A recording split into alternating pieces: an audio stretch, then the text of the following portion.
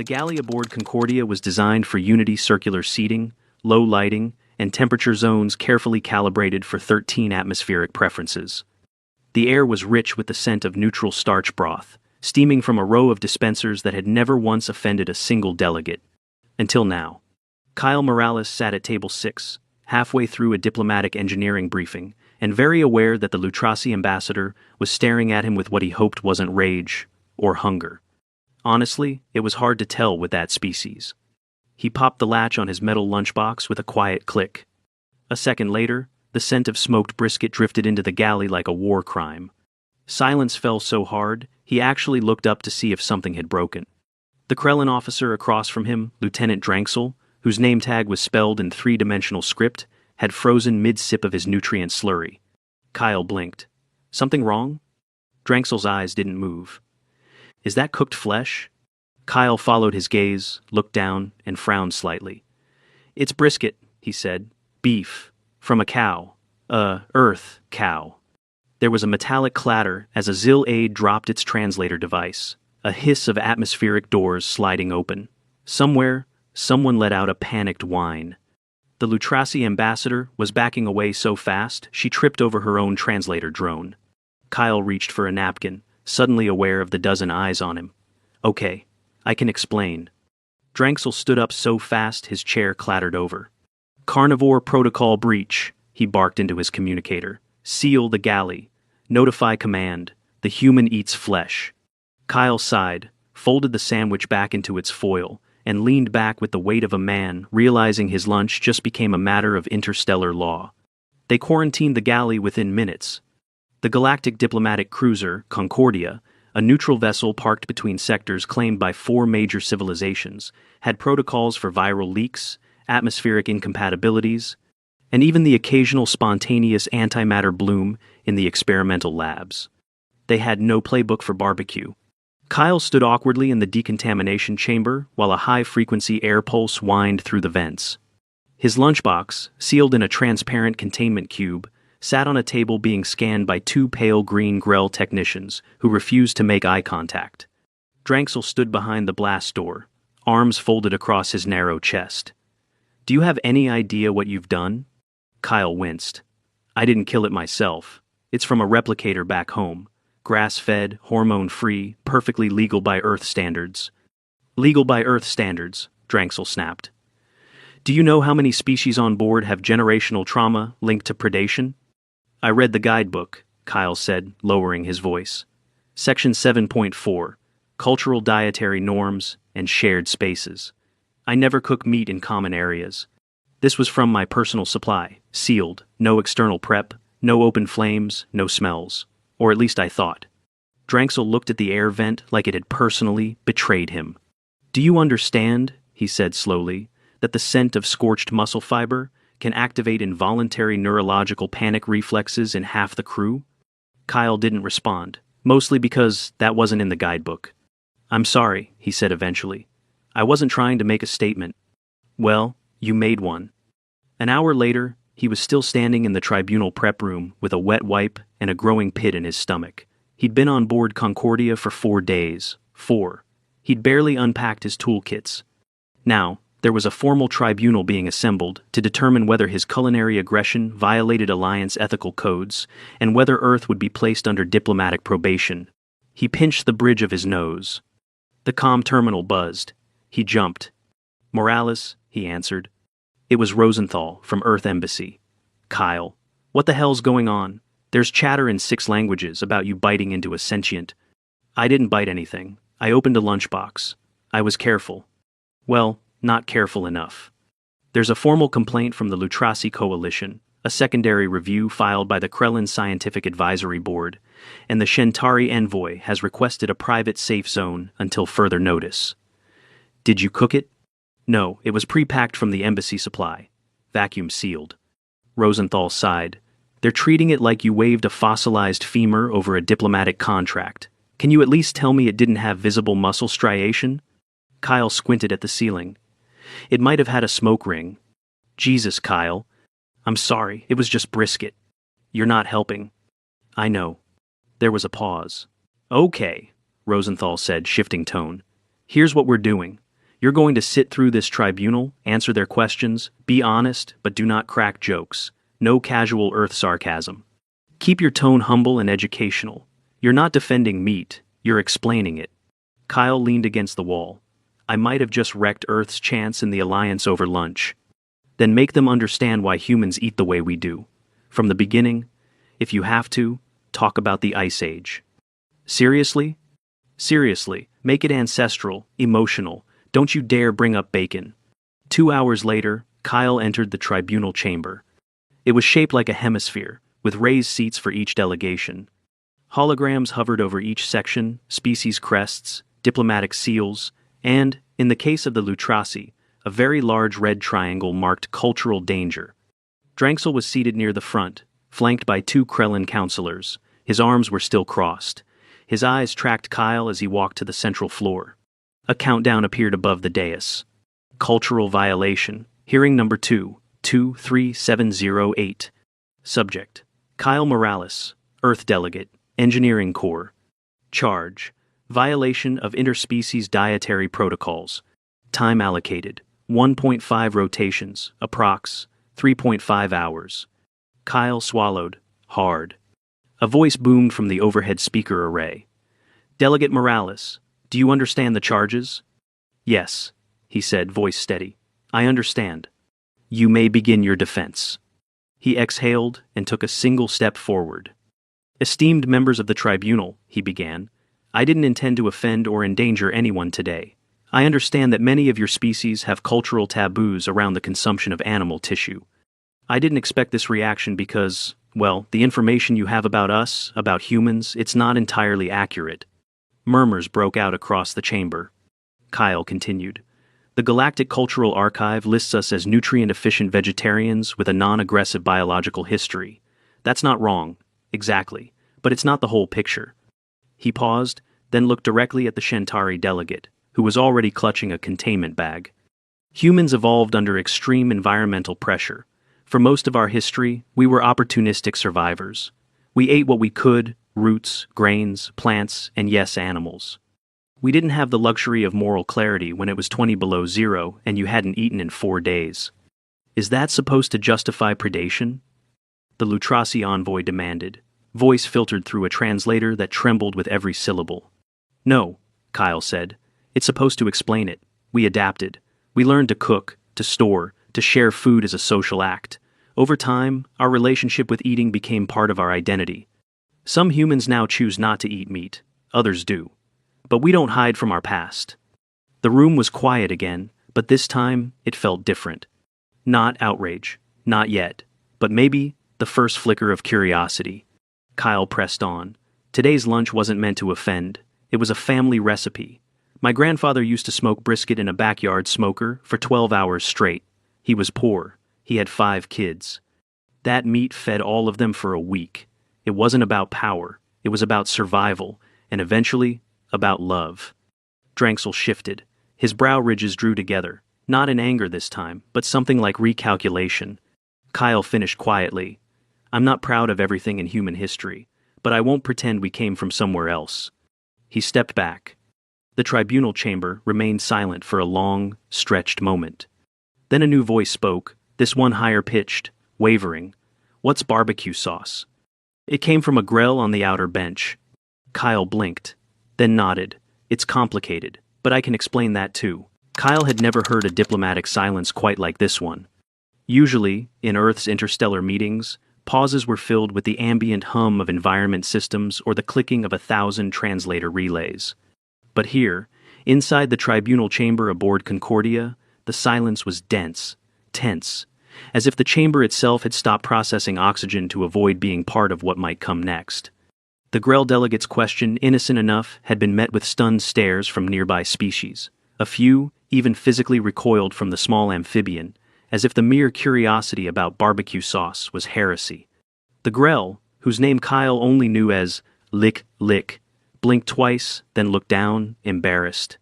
Kyle, still standing in the middle of the chamber, took a calming breath. Barbecue sauce, he said evenly, is a kind of food glaze, sweet, sometimes tangy, used to season cooked meat, although we sometimes put it on vegetables or tofu as well. Lick Lick raised a hand cautiously. It is cooked into the flesh? A new wave of discomfort rippled through the crowd.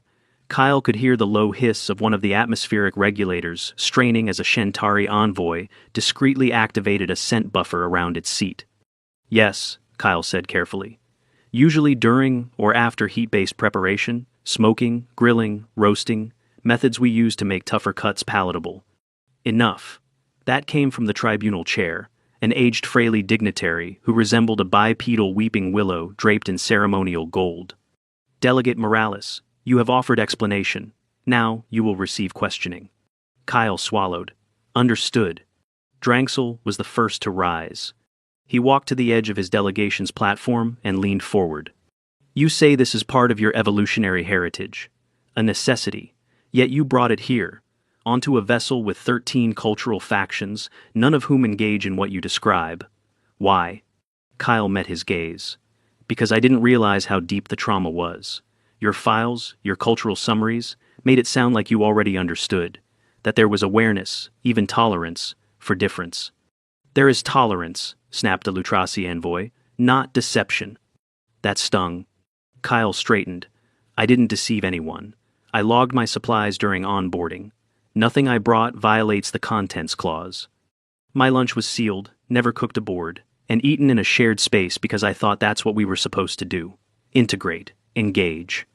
You engaged our gag reflexes, muttered someone from the Zil contingent. The tribunal chair wrapped a long finger on the crystalline dais. Maintain decorum. A new delegate raised their hand.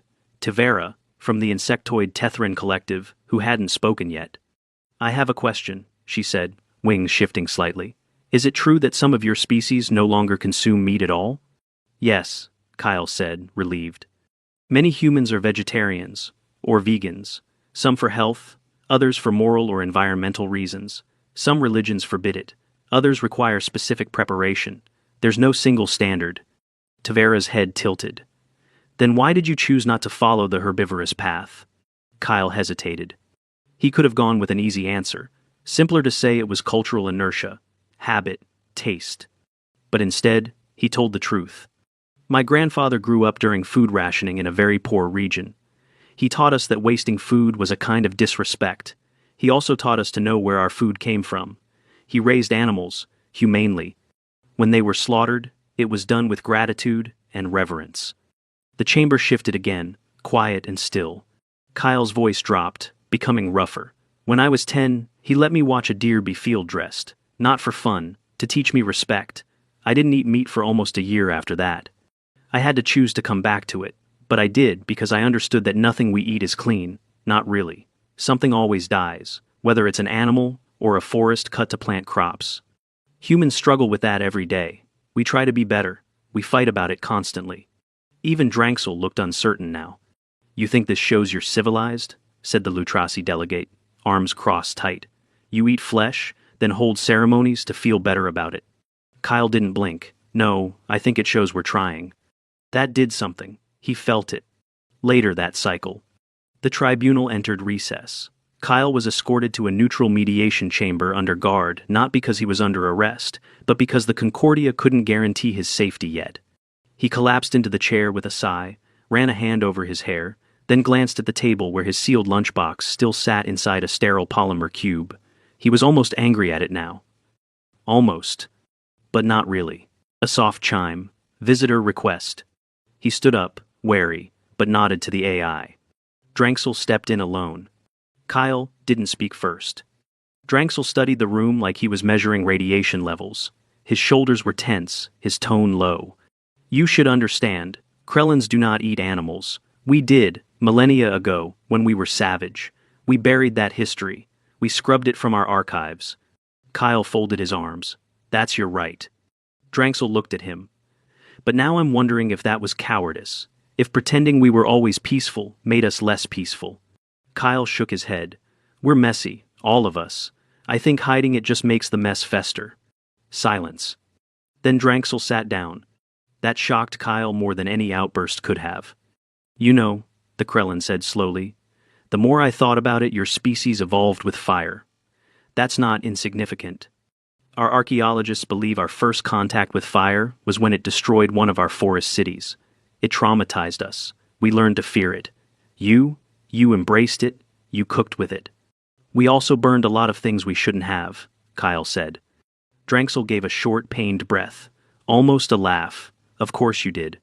There was another pause. Then Drexel pointed at the polymer cube. May I see it? The brisket? Kyle blinked. You want to touch it? Drexel recoiled. No, just observe. I need to understand why you'd risk your mission for a strip of cooked sinew.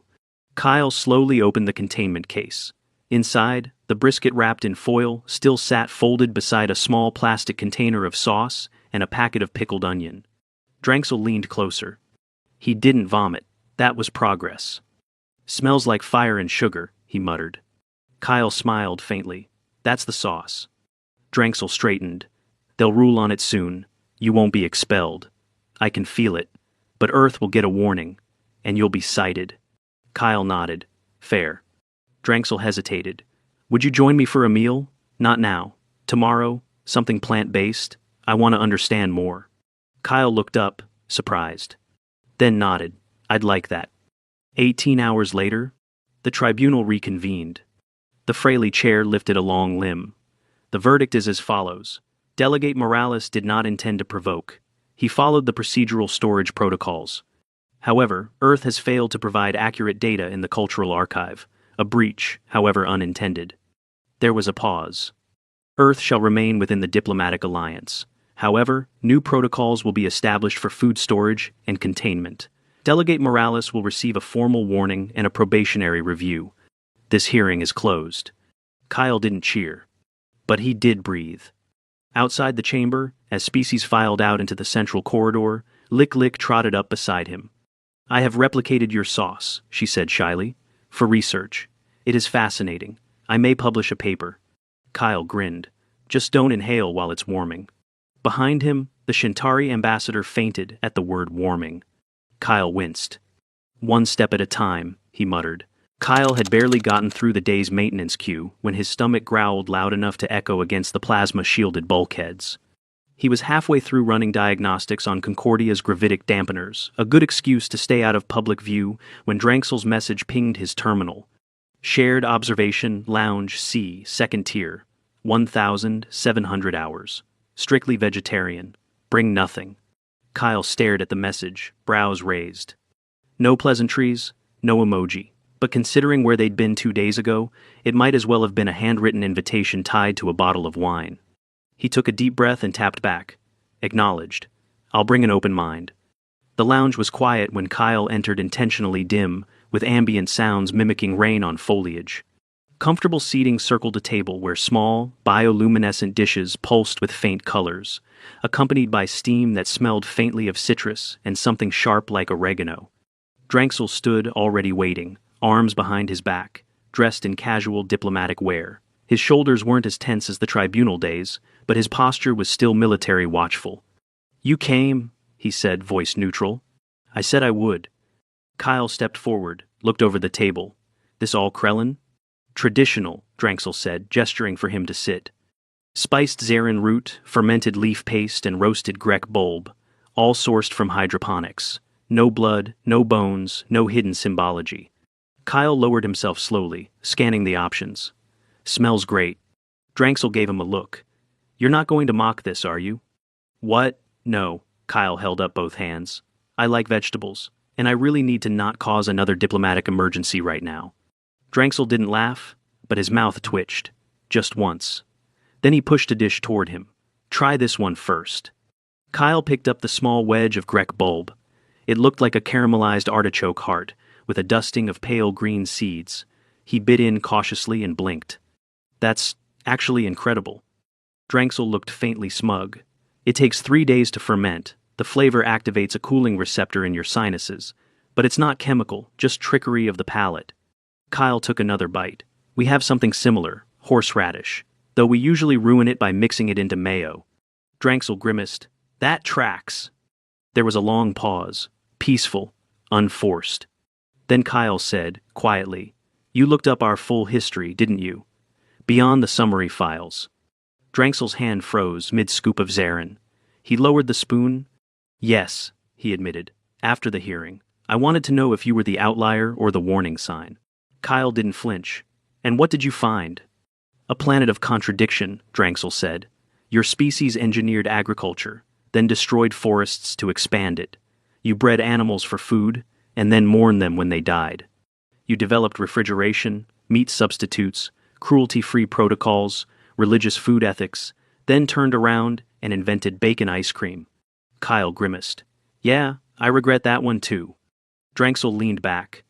But I also saw this strange resilience, not just adaptability, but acceptance of imperfection.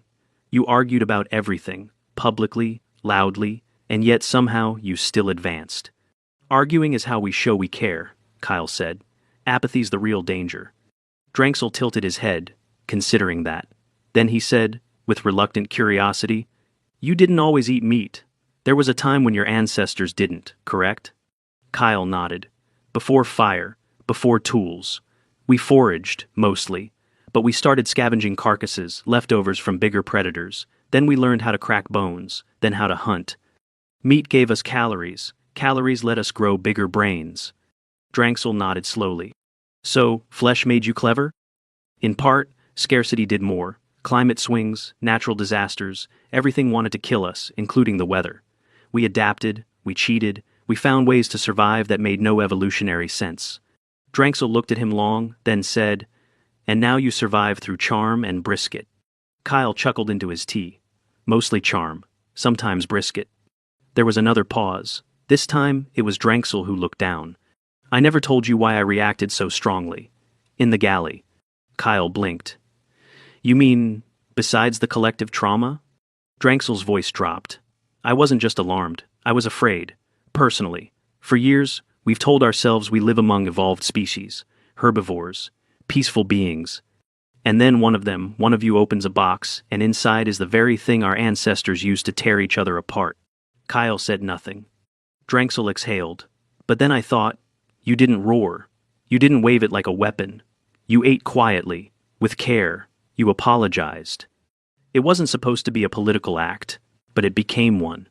They sat in silence again, the steam from the dishes curling gently between them. Then Dranksel pushed another plate toward him. Try the fermented paste. It's, an acquired taste. Kyle glanced at the dark green blob, unsure. One condition, he said. You try something from me next time. Totally plant-based. It's a dish called brunch. No meat, just chaos.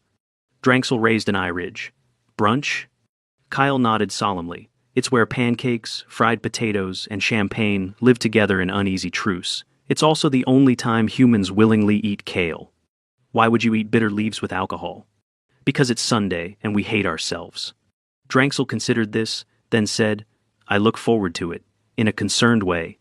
2 days later, Kyle found himself summoned again, this time not by a tribunal, but by the Database Integrity Review Council. The chamber was far smaller than the tribunal arena. Only 6 species represented, each seated in ergonomic pods tuned to their biology.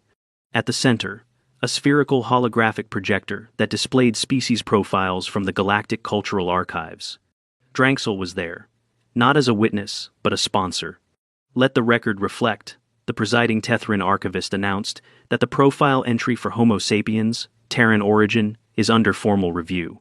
Kyle stood still as the profile was projected. A calm, overly sanitized summary filled the chamber. Species: Homo sapiens, human. Classification: sentient bipedal mammal. Primary nutritional behavior: herbivorous, 85%, nutrient efficient. Conflict: history: low aggression index. Dranksel looked at it like someone staring at a dangerously inaccurate safety manual.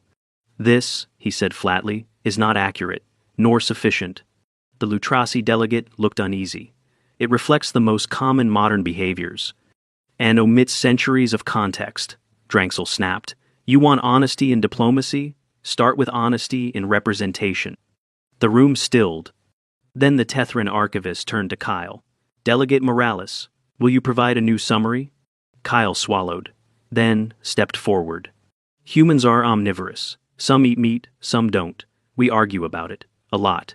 We come from scarcity. From danger. Our species evolved through risk, improvisation, and necessity. We built ethics on top of instinct, and, sometimes, we still fail. He paused. But we're trying. The projector shimmered.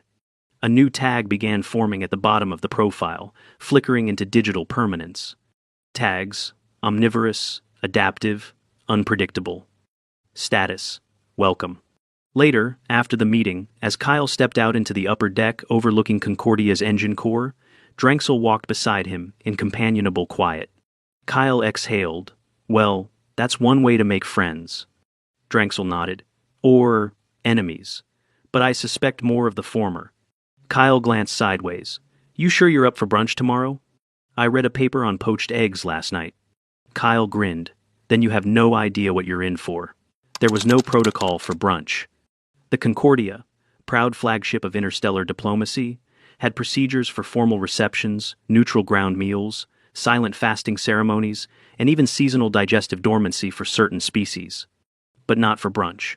No one, not even the food synthesizer AI, knew what to do with a request for crispy hash browns, mimosa spritzers, and an option for 12 kinds of syrup. Yet here they were. Observation Deck G9 had been cleared and reconfigured with oddly low tables.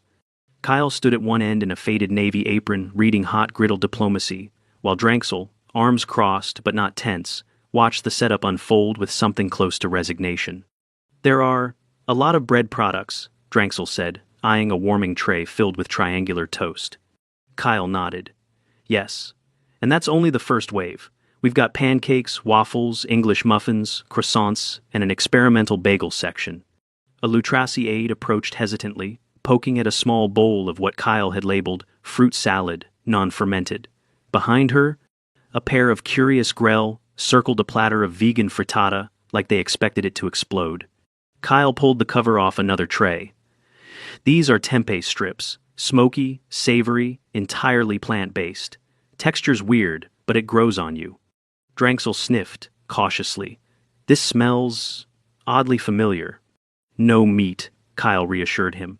Strict no-meat event. Every item has a flag listing ingredients, and the food safety subroutines are triple verified. No surprises. A faint sigh of relief from the room, not from Drexel, but the other 20 or so delegates who had, against their better judgment, shown up to see what the human meant by the most unhinged meal concept in cultural evolution. Drexel's eyes narrowed. Unhinged? Kyle grinned. Well, it's a meal that starts at 10:30 a.m., includes alcohol and dessert, sometimes eggs served on top of pizza, and was mostly invented to ease the guilt of sleeping in and day drinking. The Krellin liaison stared at him. You invented a meal to cover up behavioral shame? Yeah, Kyle said brightly. You see why it's so human. Half an hour later, it was somehow going, well. A Grell technician cautiously tried a cinnamon waffle, and immediately began blinking in rapid neural delight. The Lutrasi aide discovered the concept of coffee with oat milk, then started showing signs of mild emotional attachment to the beverage. A Shintari observer remained fully suited in an atmospheric bubble, but tapped out an enthusiastic note on her tablet. Spicy potato is life. Kyle wasn't running for office, but if he had been, the mimosa spritzer bar would have won him at least 3 swing species. Drexel, for his part, sat with a plate of roasted mushrooms, grilled tomatoes, and something Kyle had talked him into trying called sourdough toast with smashed avocado. He chewed slowly, thoughtfully. It's not offensive. Kyle raised his glass. High praise. From you. Drexel leaned back. I thought you'd use this as a stage, a chance to prove superiority. I'm not interested in proving anything, Kyle said, voice quieter now. Not after the tribunal. That wasn't fun for me. I thought I'd get sent home. I didn't sleep for 2 days. There were moments I thought I might have just become a historical embarrassment. Drexel blinked. You weren't. Maybe not. But I'm not here to win arguments. I'm here to be part of something better. He looked around at the room full of cautious curiosity, of species nibbling and sipping, of laughter beginning to edge its way through translator lags. Food's just a good way to start. Later that cycle, after most of the brunch had been cleared away and the mimosa machine finally shut itself off in self-defense, Kyle and Drexel stood by the outer viewport, watching the cold stars wheel quietly around them. Drexel broke the silence first. There's talk of modifying onboarding protocols, updating the cultural archives. including explicit references to omnivorous species and clarifying dietary profiles. Kyle nodded. Good. There's resistance. There always is. Dranxel tilted his head. Why are you not angrier about it? Kyle took a breath. Because the alternative was worse. If I'd lied or minimized what I did, if I'd said, oh, that was a one-time thing, or blamed it on a mistake, it would have made us look dishonest. Untrustworthy. But owning the truth, that's how we earn a seat. You said something in the tribunal, Dranxel said, that humans aren't proud of everything, but you don't pretend you came from somewhere else. I keep thinking about that. Kyle looked out the window. You can't change where you started, but you can choose where you go next. Dranxel was quiet a long time. Then, would you object if I requested to visit Earth? For cultural understanding, not soon. Eventually, Kyle's eyebrows lifted. Not at all. I'll personally introduce you to the concept of food trucks. That sounds like a security hazard. It is, but you learn to love it. Dranxel shook his head, lips pressing together in a reluctant smile. I may regret this. You will, but only a little. 4 days later. Internal Council Log, update #7791 Alpha, species profiles. The Galactic Cultural Archives issued a quiet revision. No press release, no broadcast, just a small addition beneath the existing entry. Species, Homo sapiens. Tags, omnivorous, adaptive, unpredictable. Cultural notes, capable of high empathy and considerable volatility. Historically predatory, but ethically evolving. May offer food during tense negotiations. Except with caution. Status, welcome. Kyle's quarters, Deck 12. He sat at his small work table, half dismantling a faulty gravitometer, when his comm pinged. Incoming message. Sender, Earth Embassy, Cultural Exchange Council. Subject, upcoming delegation. Kyle opened it. Morales, well done. We reviewed the tribunal. Consider yourself unofficially commended. Earth's still in. Thanks to you. Also heads up. You've started something. 4 species have formally requested Earth-based food ambassador training. Expect requests for recipes, sourcing, and safe consumption guidelines. Also, brunch schedules. Don't burn anything, or anyone. Rosenthal. Kyle smiled. Then got up, walked to the galley, and began unpacking a new set of containers, lentils, fresh greens, jackfruit strips, herbs. He had no desire to see another tribunal again, ever. But he was ready to share something different. Maybe next week, tofu tacos. Or falafel. Or homemade pierogi. It didn't matter what. What mattered was that the room stayed full, the conversation stayed open, and no one ran screaming when he opened his lunchbox. Not anymore.